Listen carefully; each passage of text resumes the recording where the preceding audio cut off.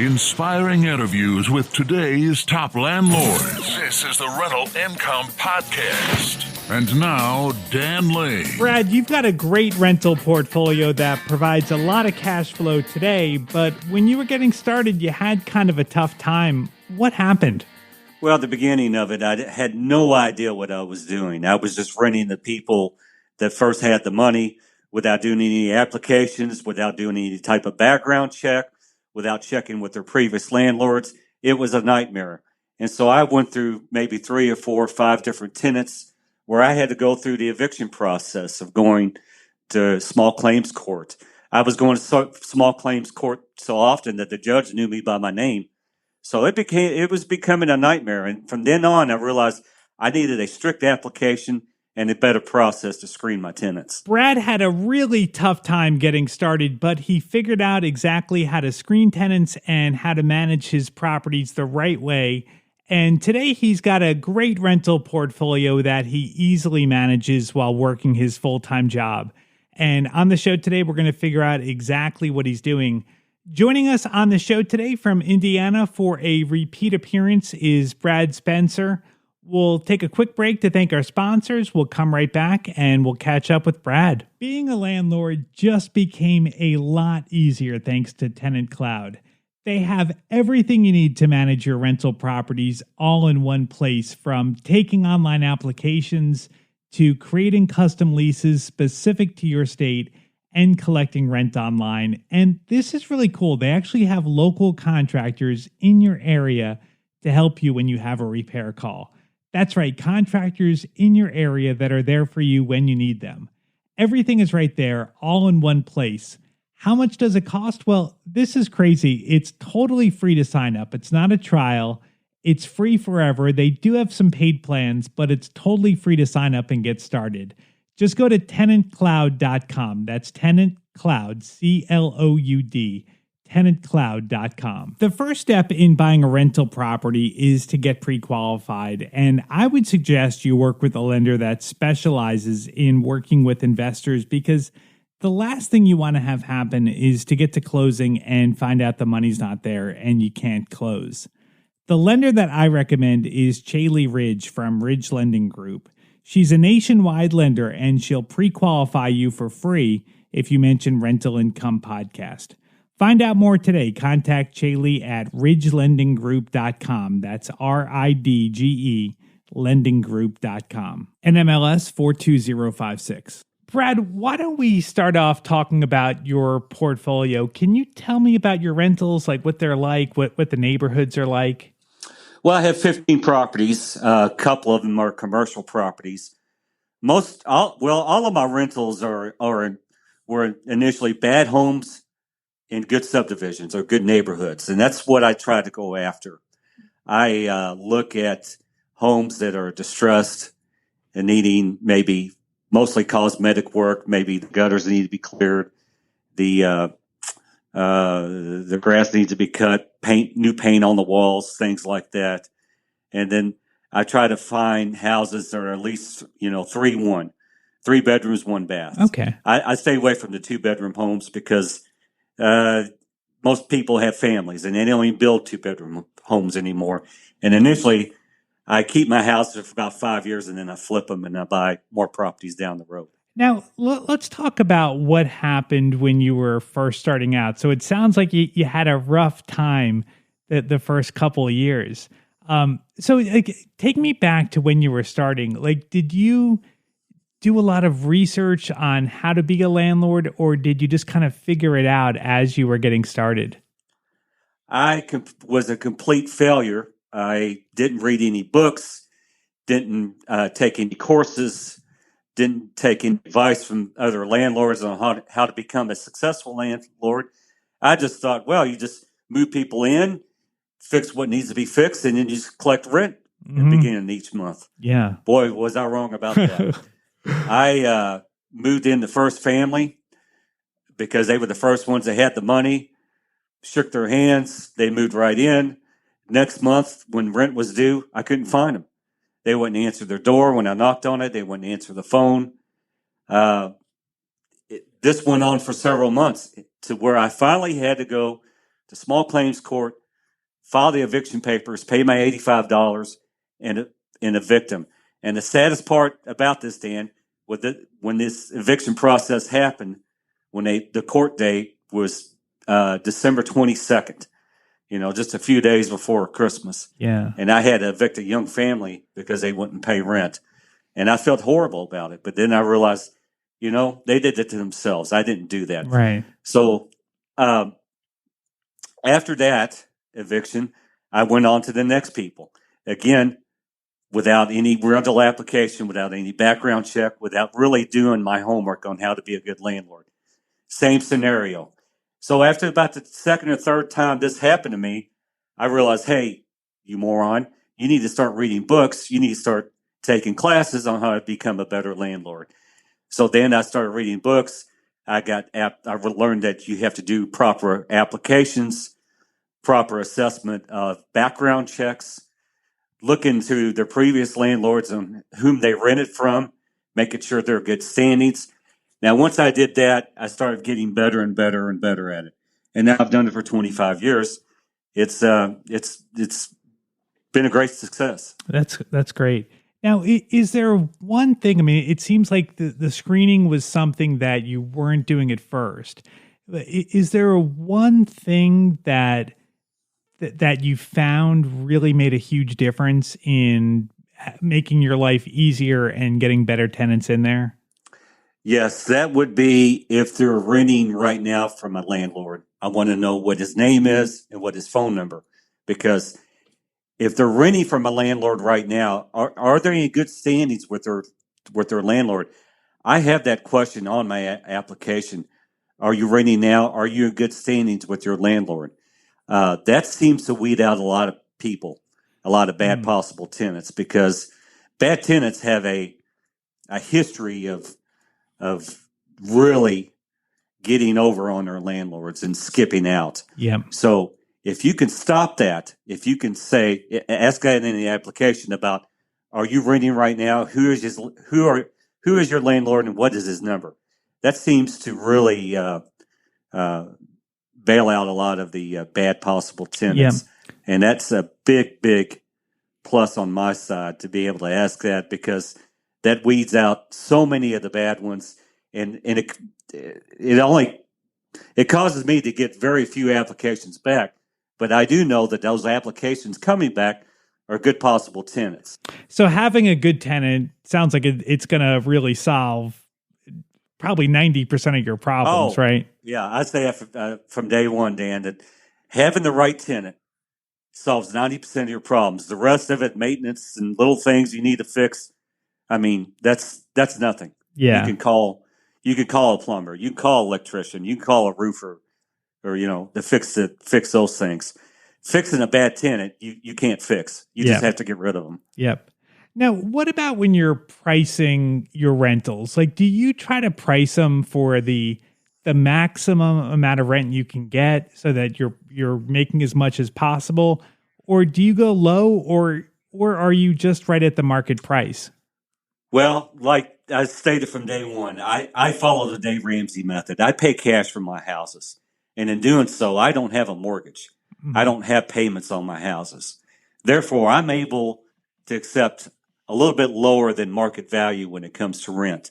And the reason I do that is because if a tenant thinks he's getting a good deal, if I got a family there and they're happy and they believe they got a good landlord and they're getting a really good deal on their rent, they're going to stay long term. And to me, having a long-term renter means a lot. I do not like turnovers on renters. That's a pain in the butt, as we all know. The moving in, the moving out, making sure they fix the house up the way you want it before they leave, making sure nothing's damaged, get the utilities back over into your name, having to put a sign in the yard, put advertising in the newspaper or on Facebook or wherever. That's a pain. If I can keep long-term renters and keep a little bit under market value and them thinking that they're getting a great deal, that's a win-win situation. Mm-hmm. So what's your turnover like? Do like, say for your average tenant, how long do they end up staying with you for? I'd say at least 3 to 5 years. Oh, that's great. That's awesome. And you think that's really driven by the rent, that if they're maybe thinking of moving, they see that they have a really good deal. They know they're not going to save money moving somewhere else. So they say, oh, Well, let's yeah, just stay. it's driven by rents. It's driven by having a good landlord. They call me. I have somebody there that day or the next day to fix it. Yeah. I don't waste any time, and I don't go there to fix it myself because I can always find somebody who can do it better and cheaper than I can do it Yeah. because my time is worth money too. Right. So, and plus, most of my houses are rented by young families, and young families have kids in school, so they want to keep their kids in school. They don't want to move their kids out of school, and just because they want to move 10 miles down the road, it's just not practical. So they're in a winning situation, and I'm in a winning situation. It's worked out really good. Right. Okay. So screening, getting the right tenant in there was the biggest thing that you did to turn things around. How about like day to day? Is there the way that you communicate with your tenant? Do you feel like that also plays into keeping people happy and maybe even makes tenants become better tenants by the way that you're talking to them?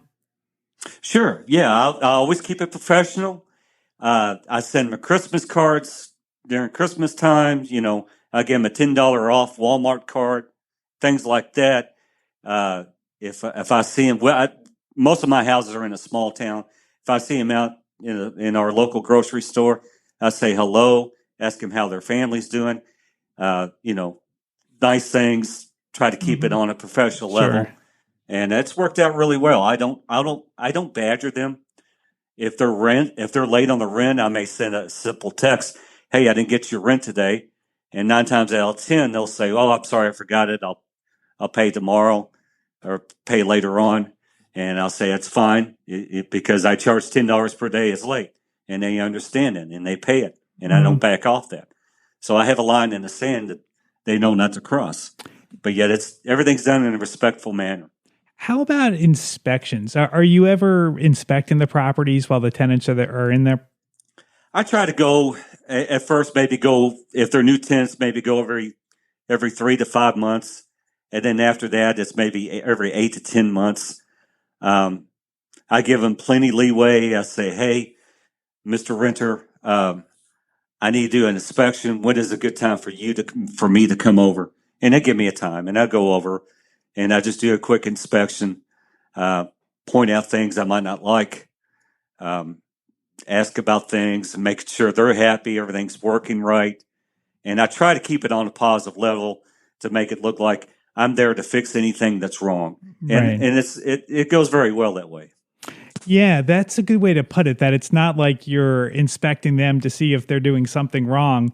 You're looking at the property to Yes. make sure everything's fixed, and there's nothing you can do to make things even better for them. How about before they move in? Do you do any kind of a walkthrough with them? Absolutely. That's very important.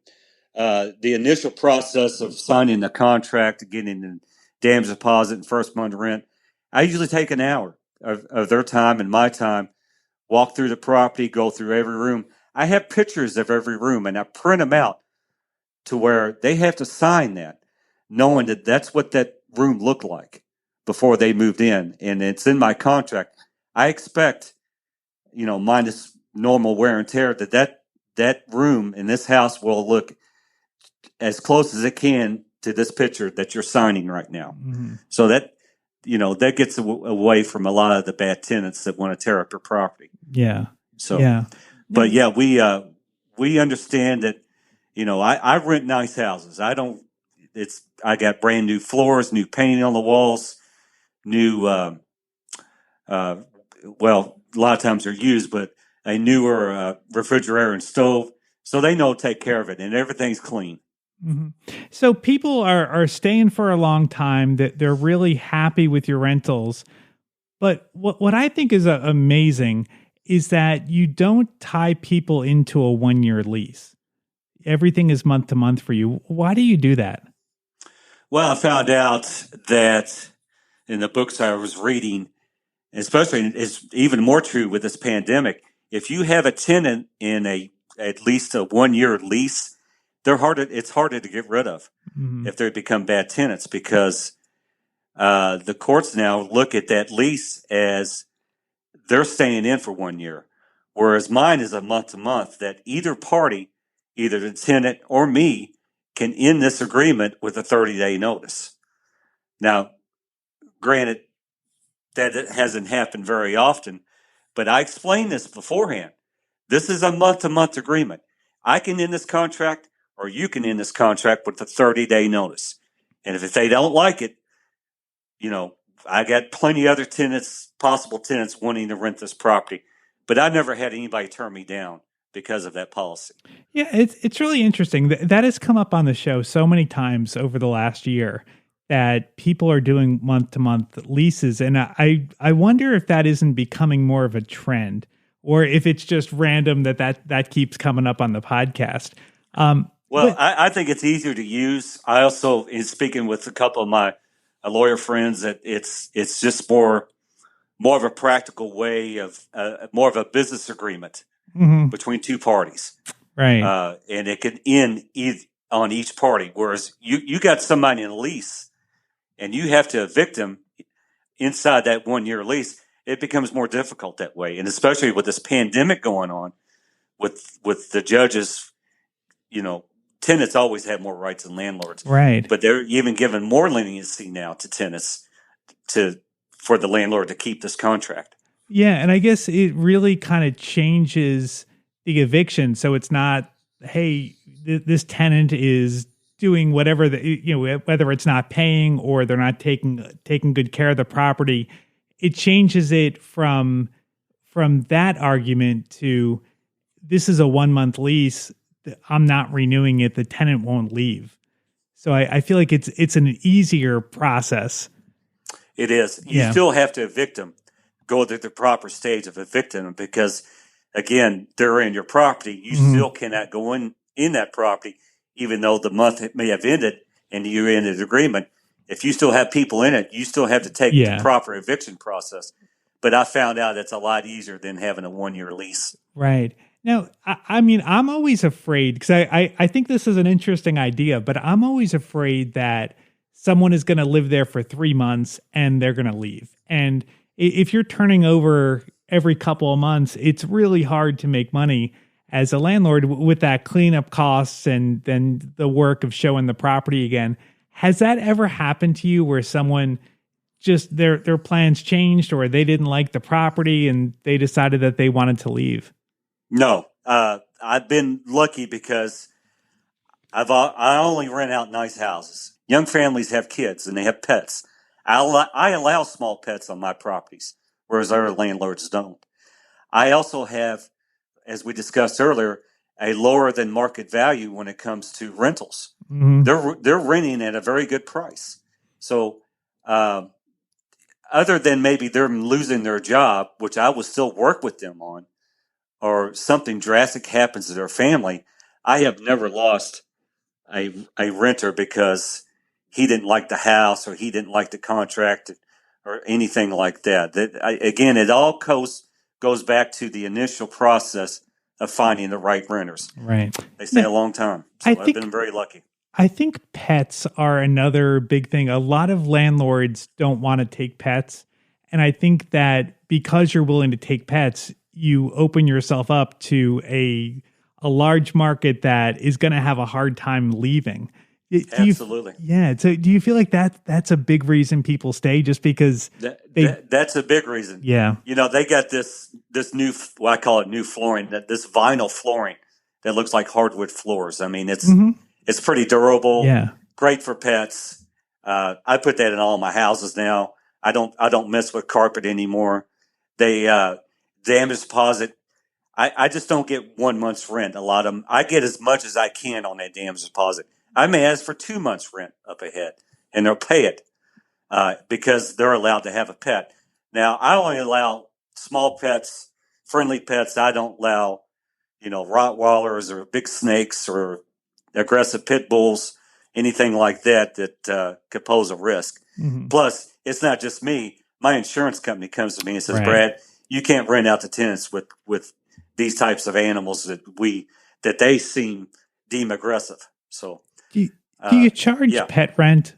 No, I don't. I charge it. I may be, because they have a pet, I may charge an extra $100 on a damage deposit.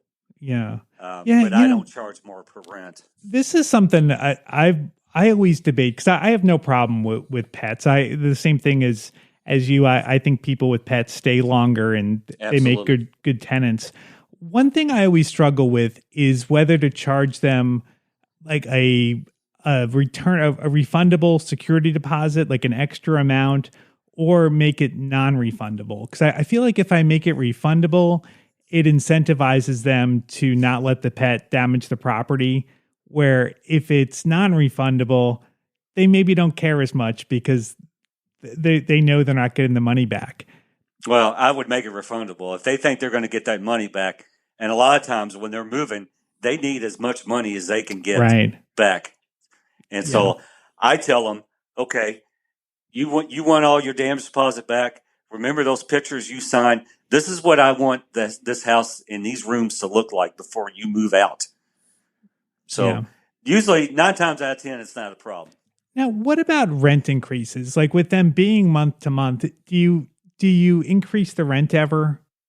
Yeah, I'll tell them, this is what you're going to rent for this year. Next year, based on property taxes or my insurance, it may go up an extra $10 a month. I don't know. But, I'm just letting you know your rent will go up because rents always go up because the cost of living always goes up. Yeah. And they understand that. And when I raise the rent, it's no more than $10 a month or $20 a month. So I keep it as minimal as possible. Is it based on your expense? Like if your insurance goes up or the property taxes go up, is that what you're basing it off of? So that because if you don't, like the risk you run is if you don't raise rent, your insurance and your property taxes are going up every year anyway. Up. Yeah. So you've really got to raise rent just to break even. So yes. Do you look at that, oh, my property taxes went up a little bit, so I'm going to raise the rent so that the property is still as profitable? Yeah. And like you said, the property taxes go up, the insurance goes up. If there's any HOA fees, they go up too. And another thing too, and this goes back to my beginning years of renting. If I have some bad tenants, I'll raise the rent on them. Maybe to get them to move out. Thankfully, I haven't had to do that in years and years. Right. But that's another process too that you can take. So trying to get them out. It sounds like you're really managing the properties right. You're really doing things right. So this is all just stuff that you figured out, that if you run the properties in a certain way, if you screen tenants right, you handle the maintenance right, that you're going to have an easy time with your properties. It took a lot of touching the hot stove, per se, of me realizing, hey, I need a better way of becoming a better landlord and finding better renters and finding people who won't destroy my houses and pay me rent on time and not cuss me out on the phone when I ask for rent. So a lot of trial and error I went through, and a lot of people were telling me at the time, said, Brad, you ought to just give up. You're having a miserable time. But I that's when I started reading the books, and I was listening to Dave Ramsey, and I was reading